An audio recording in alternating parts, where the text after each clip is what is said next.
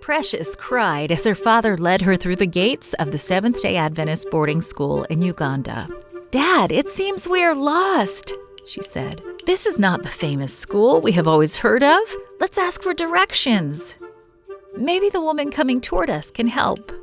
Precious wanted to study in the beautiful buildings of a popular school she had read about. She didn't want to study at the much more modest buildings of the Adventist primary school. Precious's father heard her cries, but he didn't change his mind.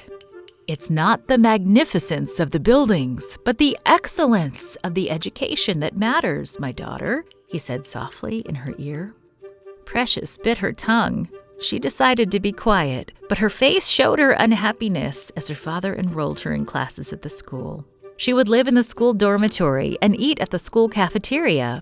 When her father waved goodbye at the gate, her tears flowed freely. "Why has my beloved dad chosen to imprison me?" she blurted out. The woman who had met Precious and her father when they arrived at the gate now approached Precious. "Hello," the smiling woman said in a kind voice. "Let's go to the dormitory, and I'll show you where you will sleep."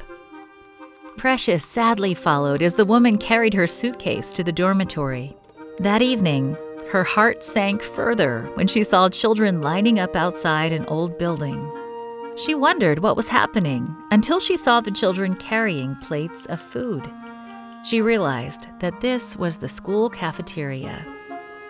That evening, she ate a vegetarian meal for the first time in her life.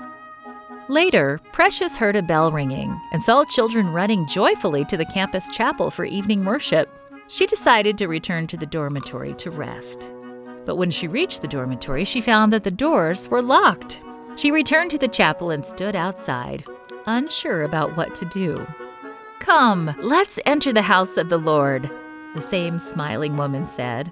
"It's time to pray. Don't be sad."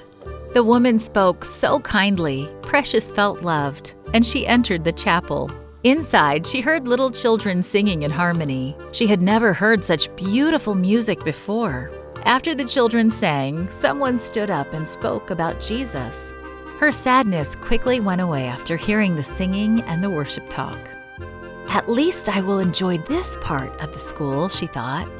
When her father returned at the end of the school term, he was surprised when Precious announced that she wanted to return to the school after her vacation.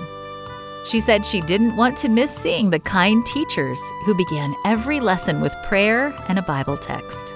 The next semester, the school organized a week of prayer, and Precious decided to give her heart to Jesus in baptism. "Surely a school is more than its buildings," Precious said, for it was at the school that she found Jesus.